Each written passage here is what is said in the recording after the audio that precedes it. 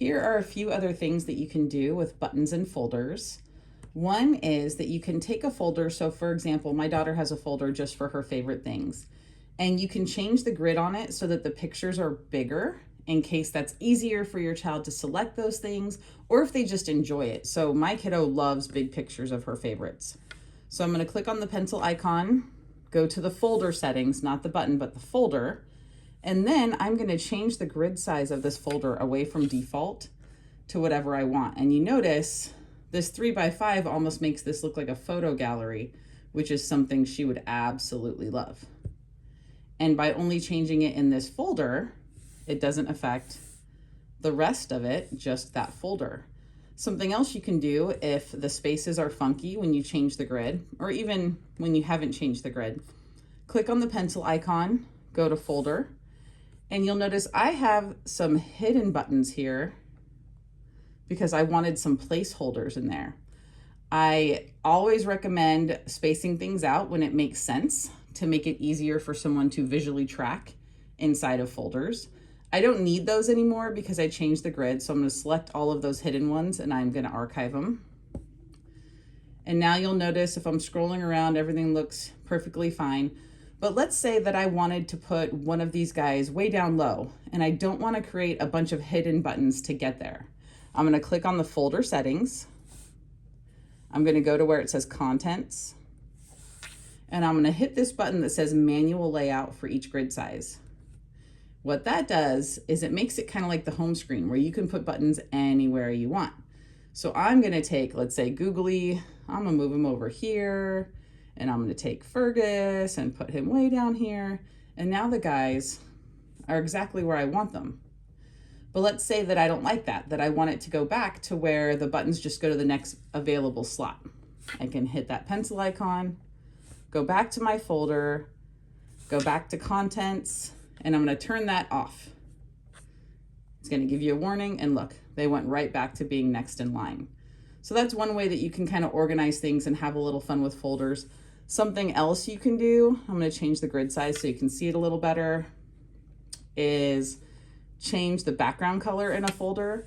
So this is my kiddo's favorite things. Maybe I want her to have her favorite color too, and I make it pink or green. Or let's say that I have folders that signify different things like nature or something where you might associate a color. You can put a color in the background like green, or if there's a beach folder and you want it to have a blue background. Setting a background color is a lot of fun. You can also do something which I've done for food, and I'm going to show you what that is right now. I've done this for food in the past, is take a folder, so like let's say fruit, and that's nice, that's a pop out. But you can set it up to be more like a menu. So I'm going to click on that pencil. So this is a folder.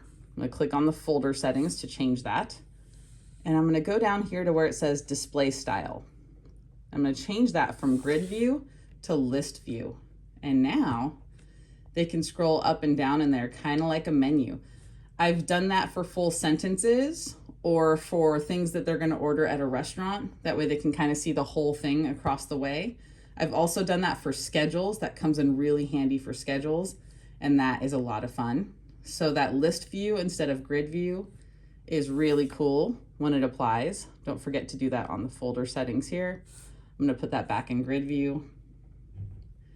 Something else you can do is have custom folders and custom buttons set up for activities. So like, for example, we like to go to a place called Arizona Zoo. And I created a folder for it that whenever she chooses the name, it kind of takes us into an activity folder.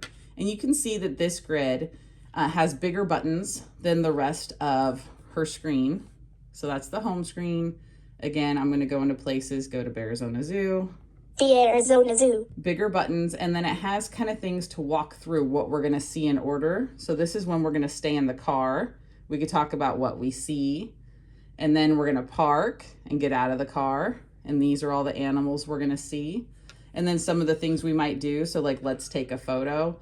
That's all in one place so she can stay in there while we're at the zoo and kind of say some of the basics without having to maneuver anywhere else. Something else you can do is always edit buttons and have a little fun with them. So like, let's say that I wanted to change up one of these to stand out more than something else. I'm going to click on my pencil icon. I'm going to go to the, let's just go to the Junior Black Bear because it's cute. And now I'm going to have a little fun with that button.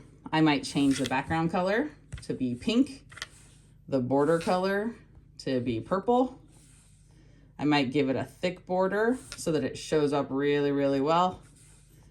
You can change the text so that it shows up on the button better. Really big, but you see the picture's getting smaller. You can do all sorts of stuff. If you just want pictures, you can get rid of the label. Boom, just a picture. Visibility is what makes it hidden. So sometimes I do hidden buttons as placeholders. I don't want to hide that one. I really like that one. And then there's a few other things that you can change. You can actually change the language associated with a button. So like, let's say that you had a bad guy button in here. You can change the voice to sound like a bad guy on just that button. So that's a lot of fun too.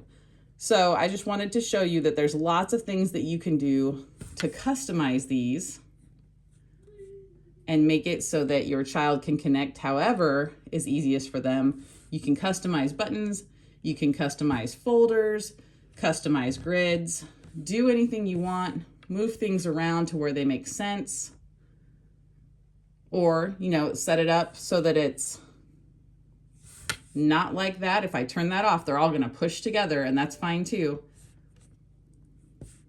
Boom, they all went together now. And then if I turn that back on, I have to drag them back down to where I want them. Have a little fun with it.